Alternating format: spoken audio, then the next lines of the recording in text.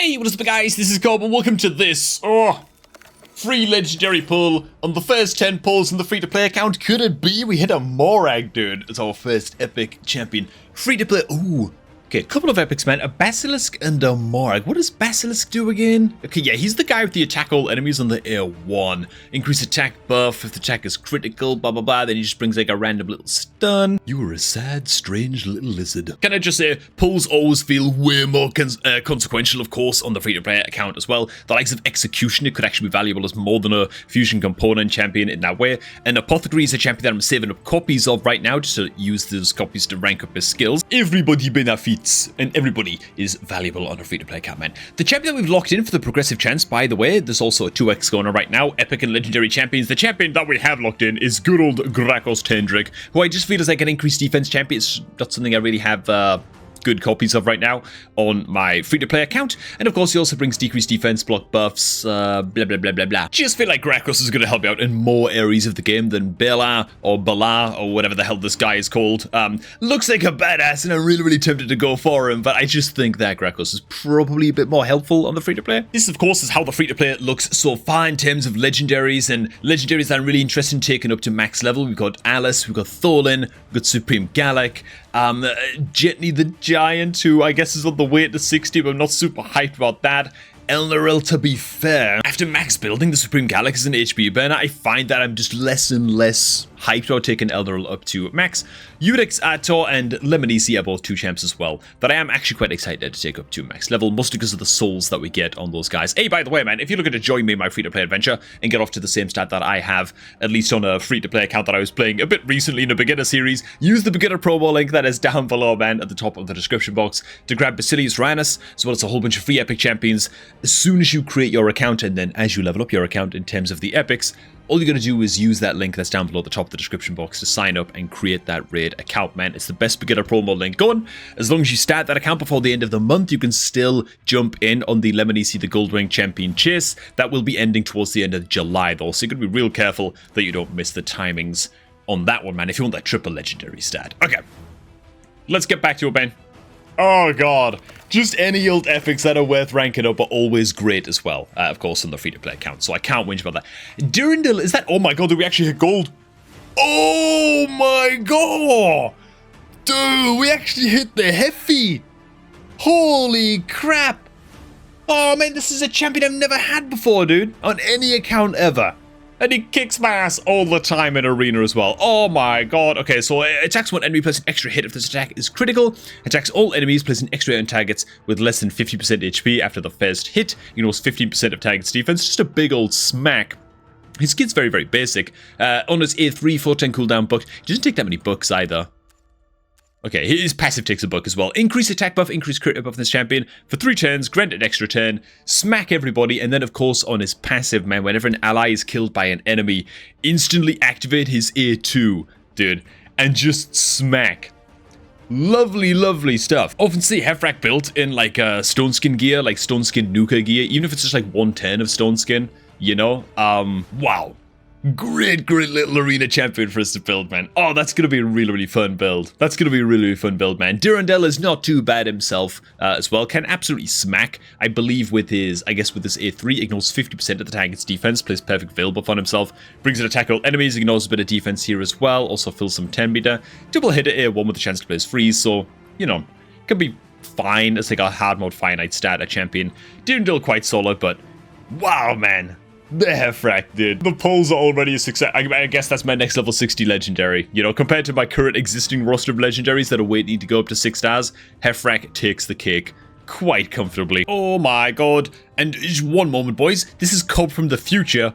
I totally forgot while recording this video to pull the prism shard that I farmed up in the Soul Chase thing, Sand Devil tournament, whatever, you know what I'm saying? I've actually got a very, very good selection here, dude. Like, the only thing that we can hit right now that would suck, and suck a lot, would be another copy of Heffrak, you know what I'm saying? So, yeah.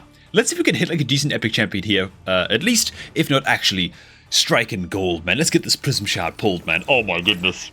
Oh my god, bro. Dude. What is this look? Oh my god! man. Whether this is a champion that I do have on my main account. For the longest time, I used her as just like a super hardcore support to take her into Chimera against the harder stages of Chimera because of increased defense, continuous heal being very, very good into Chimera. Heals, debuff cleanse, even the leech debuffs coming in on the A1 as well. She's actually very, very solid, just sort of like pure support champion.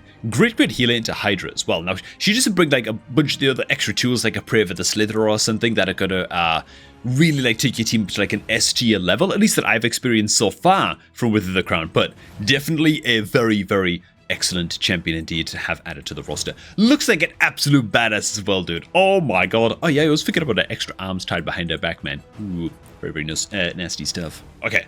Back to the ancient shard pulls, man. Okay. Some roster space cleared out. Can I just say, we're now in a 20x for Krakos, by the way, and I should say also that there is, of course, the ongoing champion training tournament going on right now, for which the Krakos Tendrick 5-star soul is like the #1 reward. First place guy is still on his way to the 15,000 points required to get the soul, right?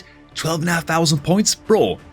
I mean, I'll dump every gram of energy, every like gem that I've got to try and win this son of a gun if I actually pull on the Krakos, because like free-to-play account that's like 4 months old or something, it's actually like a huge win if we'd be able to pull that off, you know, but let's not get ahead of ourselves. Let's just pull, you know, maybe like 30-ish more, maybe 40-ish more engines, and to see what we can hit, we pull a Drake.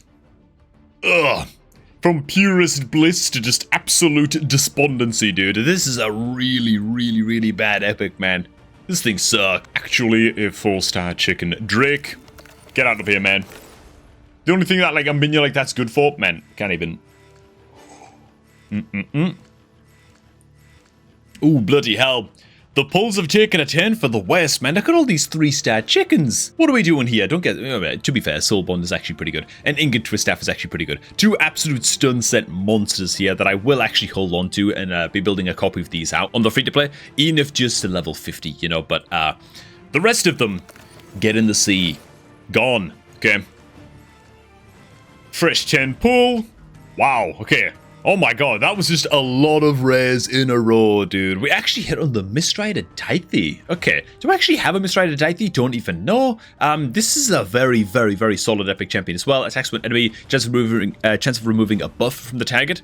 Also has a 20% chance extra of getting extra 10 on his A1. Quite solid. Attacks all enemies as well on his A2, 100% land rate.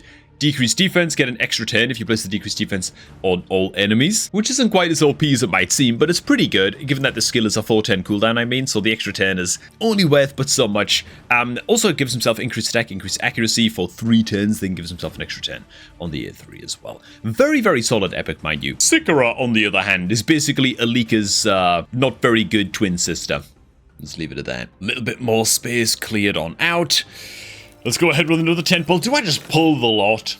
Do I just go absolutely ape on the free-to-play, man? Do we just pull everything? Maybe I do, dude. A Terror Beast. Oh, God. Okay, we really did use up, like, all of our luck, dude, towards the start of these pulls, apparently, man. Oh, my God. Terror Beast is a piece of crap. Nalhorn is, like, the real epic champion in this pull. The rest of them can, yeah, sod off, man. You know what? I am just gonna pull another 10. Just gonna do it. Just gonna do it. That'll do a quick review of where we actually are in the championships in terms of rewards. We pull a Grunch. Not again, dude. That's another epic that I'm... ooh. Okay.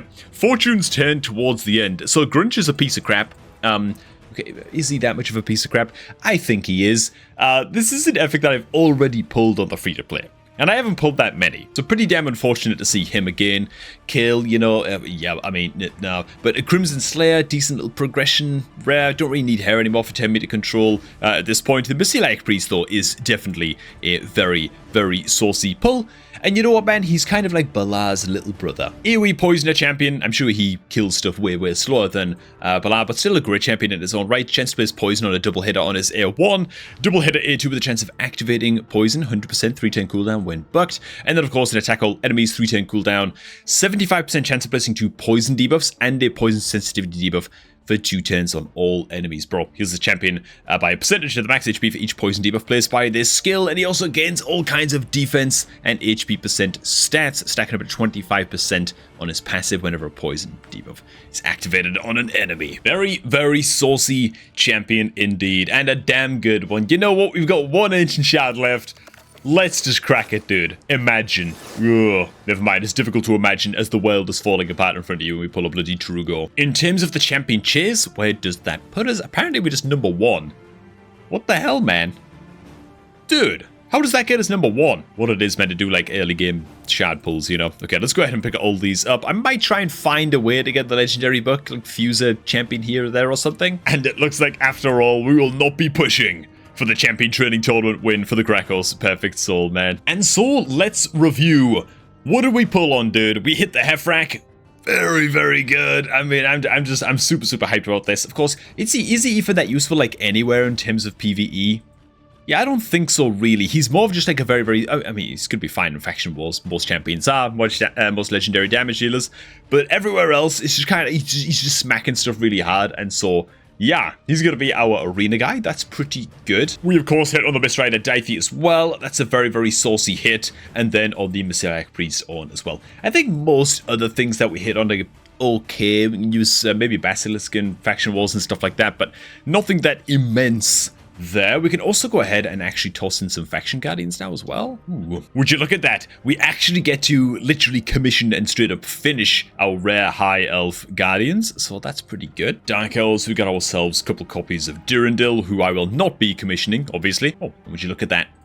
Couple of kills, might as well throw those in there as well. As tempted as I am to use Grunch as just a giant chicken, I guess we'll go ahead and throw him into the faction guardians too. Oh my god, dude.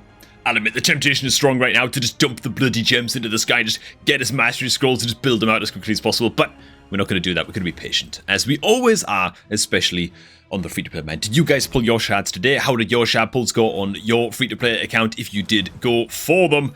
Let me know down below, man. We had some big fails in terms of epics, I feel like, for the most part. I would have hoped for a lot better, but the Hefrak, more than more. Making up for it. Thanks for watching, guys. Hope you also enjoyed this one, man. I'll probably get at the shard pulls as well on my main account, I think, maybe tomorrow or the day after before the tournament wraps up. Pull towards one of like the personal rewards on that account too, man. See how those ones go. For now, thanks for watching. Hope you also did enjoy, man. Hefrak secured on the free-to-play. Feels very, very saucy indeed. Yeah, make sure to use the beginner promo link that's down below, of course, at the top of the description box if you're ever looking to start off a new account of your own and join me in my free-to-play adventures and sojourns. And I'm going to catch all of you guys just a tad bit later, man.